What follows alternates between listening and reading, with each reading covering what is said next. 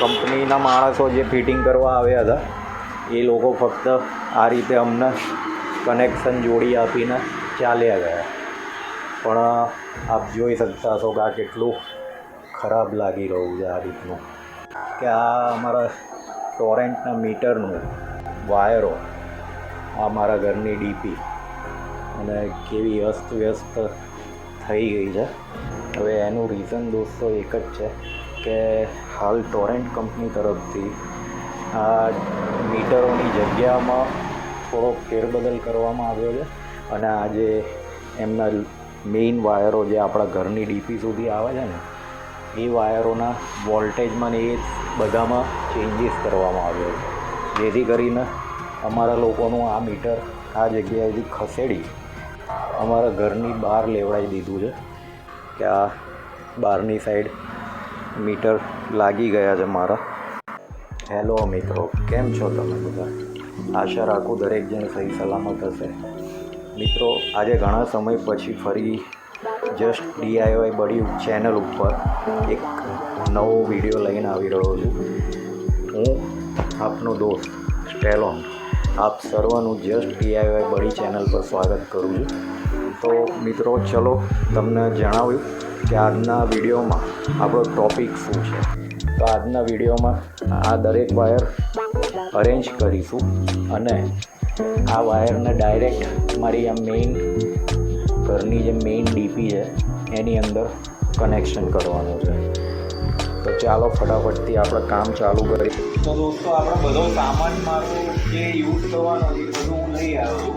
એમાં ક્રેસિંગ પટ્ટીમાં હું લઈ આવ્યો છું, પ્લસ એક આ દોડના સ્ક્રૂ અને પટ્ટી કાપવા માટે મારા ગ્રાઇન્ડરની બ્લેડ, એ સ્ક્રૂ લગાવવા માટે રોલ પ્લગ, આ બધી વસ્તુઓ હું હાલ ખરીદીને લાવ્યો છું. તો ચાલો ફટાફટથી આપણે પહેલાં માપ લઈએ, પટ્ટીનું ફિટિંગ કરી દઈએ.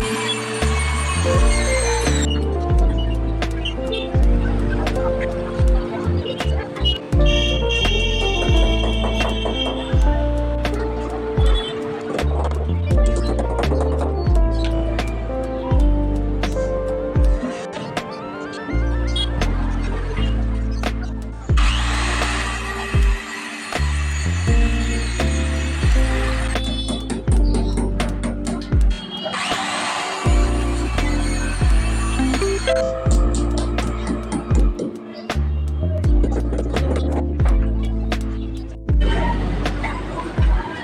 દોસ્તો મારી રેસિંગ પટ્ટી જે છે એ ફિટિંગ થઈ ગઈ છે. આ મેં છેક અહીં સુધી લગાવીને રેડી કરી દીધી છે. શરૂ થાય એ પહેલાં હું જસ્ટ આજે વાયરનું ફિટિંગ છે અમારા મેઇન ડીપીમાં એ કમ્પ્લીટ કરી લઉં, કારણ કે પછી અંધારું થશે, પછી એ કરવાની તકલીફ પડશે. તો ચાલો આપ જોઈ શકો છો હું કઈ રીતે કરું છું, હું આપને બતાવતો જઈશ. હાલ તો જ્યારે કંપનીવાળા આવ્યા હતા અને અમારા જે નવા વાયર મેં એમને લાઈન આપ્યા, તો આપ જોઈ શકો છો અહીંયા એણે એક માર્કિંગ કર્યું છે. એકચ્યુઅલી આ માર્કિંગ છે દોસ્તો ન્યુટ્રલ વાયરનું, બરાબર. આ સેકન્ડ જે વાયર છે માર્કિંગ વગરનો, આ છે મારો ફેઝ વાયર, અને આ જે ગ્રીન છે આ છે અર્થિંગ માટે. ઓકે, તો આ ત્રણ વાયર મારા બહારના નવા મીટરમાંથી આવેલા છે. તો આપણે આ ત્રણ વાયરને હાલ અહીંથી છૂટા કરી અને આપણી આ જે મેઇન ડીપી છે એલસીબીમાં ડાયરેક્ટથી જોડી દઈશું, અને આ બ્લોગને સ્ટેપ બાય સ્ટેપ બતાવતો જઈશ. કામ ચાલુ કરીએ પહેલાં બહારથી એનો મેઇન પાવર સપ્લાય આપણે ઓફ કરી દઈએ છે, તો જેથી કરીને કરંટ લાગવાનો કોઈ ચાન્સ નથી. આપ જોઈ શકતા હશો કે અહીંયા આગળ એનો પાવર આવવાનો બંધ થઈ ગયો છે. તો ચાલો ફટાફટથી આપણે આ બે વાયર અહીંયા આગળ હું આપને દેખાડું. તો આ એક અહીંયા લખેલું છે ન્યુટ્રલ, આ ફેસ છે દોસ્તો. આપ જોઈ શકો છો કે અહીંયા આગળ આ જાડો વાયર લગાવેલો છે 6 mm, અને એ સેકન્ડ બાજુ આ 4 mm વાયર લગાવેલો. તો આપણે જસ્ટ આ બંને વાયર ખોલી નાખીશું. તો દોસ્તો આ બંને વાયર છૂટા થઈ ગયા છે મારા. હું આપને પાવર ચેક કરાવી દઉં કે હાલ અહીંયા આગળ કોઈ પાવર સપ્લાય છે નહીં, કારણ કે મેં બહારથી એની મેઇન સ્વિચ બંધ કરી દીધી. આપ જોઈ શકો છો. તો હું આ વાયરને અડી બી રહ્યો. અને દોસ્તો આ એક થર્ડ વાયર છે, આ છે આપણો અર્થિંગ. આને બી અહીંયાથી છૂટો કરી દઈશું.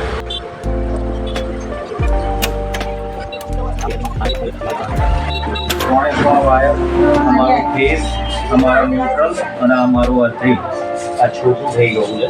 તો ચાલો આનો ફટાફટથી કાઢી લઈએ બહાર.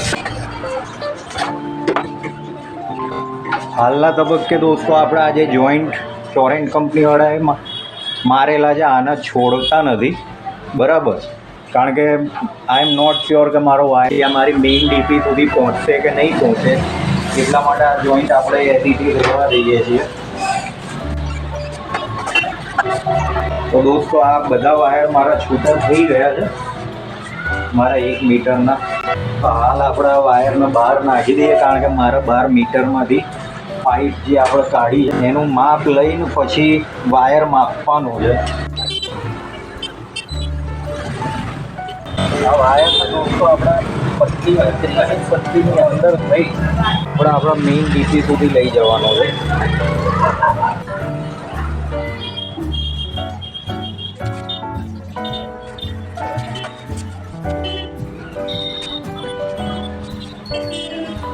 આપ જોઈ શકો દોસ્તો આ 3 વાયર મારા પેલા મીટરથી મારે જે રીતે સિક્વન્સમાં લઈ જવાના હતા એ રીતે હું લઈ આવ્યો છું. તો ચાલો ફટાફટથી આને પહેલાં આપણે છેડા જોડી દઈએ, જેથી કરીને આપણને લાઇટ મળી જાય. તો જેમ પહેલાં મેં જણાવ્યું એમ જાડો વાયર હતો ફેઝનો, પતલો વાયર હતો ન્યુટ્રલ.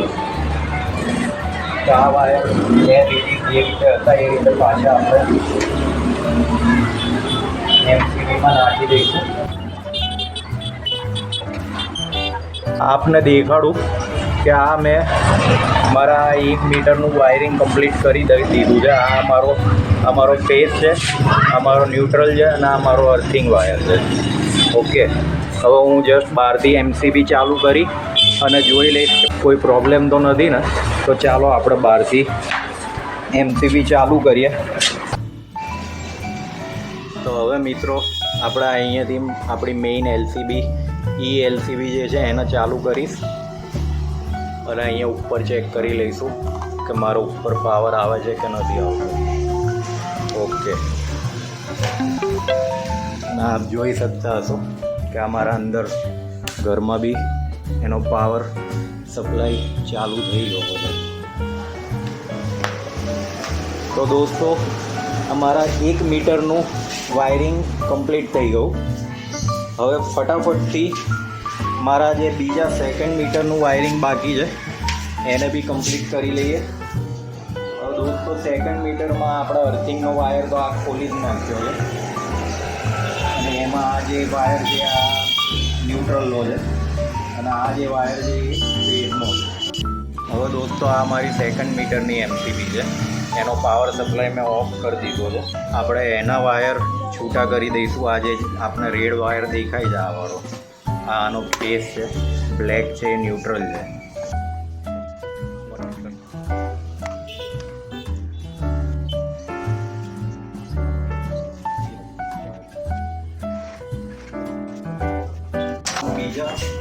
બીજા મીટરનો જે અમારો વાયર રહ્યો છે એને હવે આપણે આ ટ્રેકિંગ પટ્ટીમાંથી અંદર લાવવાનો અને સાથે અર્થિંગનો વાયર પણ અટેચ કરીને લાવીશું. દોસ્તો અગર વાયરિંગનું કામ કરો છો ને તો અર્થિંગનું આપણે છે ને ખાસ કરીને ધ્યાન રાખવાનું હોય છે, કારણ કે અર્થિંગ આપણા ઘરના વાયરિંગમાં છે ને બહુ મહત્ત્વનો ભાગ ભજવે છે.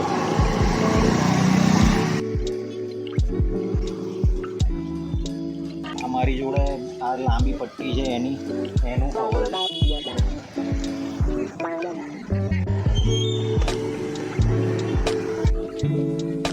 હવે દોસ્તો આપણે બીજો કોઈ ફેરફાર કરવાનું નથી. આજે 2nd મીટરના મારા 3 વાયર છે, એને આપણે બંધ કરતાં જ આગળ તરફ લઈ જઈશું.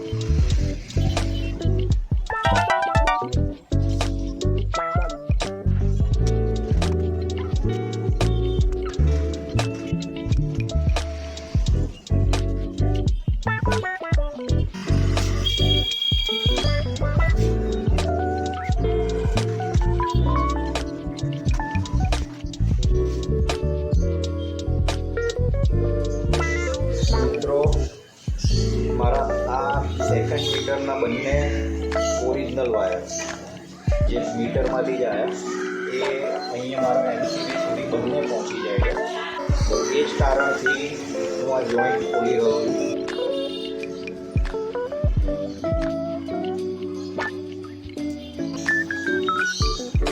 આપ જોઈ શકો છો કે આ કેટલો જાડો વાયર હું લાવ્યો છું મારા મીટરથી પીપી સુધી લગાવવા. આજે પટ્ટી મારેલો વાયર છે આ મીટરમાંથી આવતો ન્યુટ્રલ છે.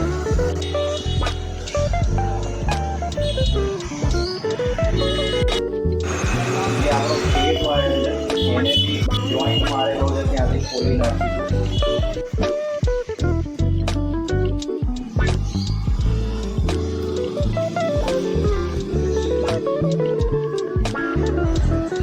ચાલો મિત્રો ફટાફટથી આ ટાઈપનું મારી જોડે એક ફ્લેક્સિબલ સ્લીવ છે.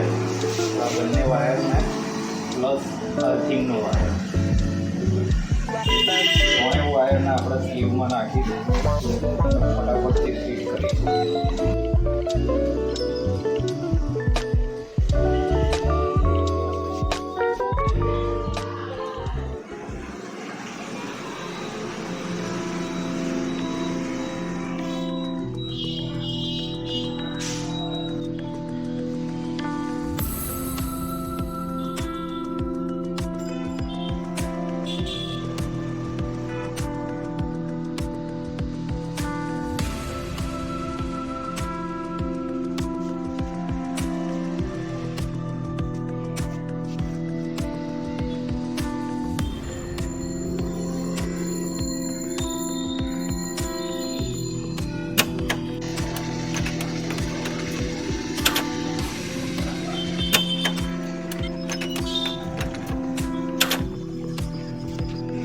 આપ જોઈ શકો છો મારું આ 1 મીટરનું કનેક્શન આ જે દેખાય છે આપને, હા એ કમ્પ્લીટ થઈ ગયું છે. હવે આ જે બધા વાયરો લટકેલા દેખાય છે એને સોલ્ટ આઉટ કરવાના બાકી છે.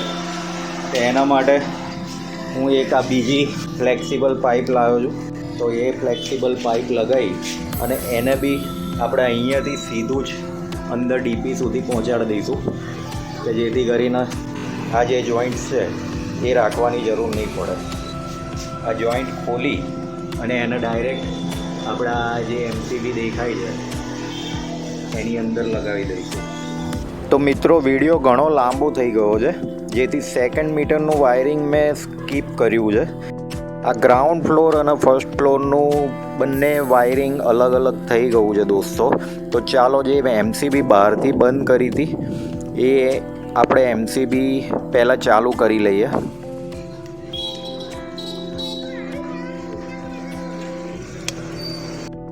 હવે મારા ઘરના ડીપીની અંદર આ ELCB જે આપ જોઈ રહ્યા છો એને ચાલુ કરતાની સાથે મારા ઘરની બધી લાઇટ ચાલુ થઈ જશે. આપ આ બલ્બ ચાલુ થયેલો જોઈ શકો છો.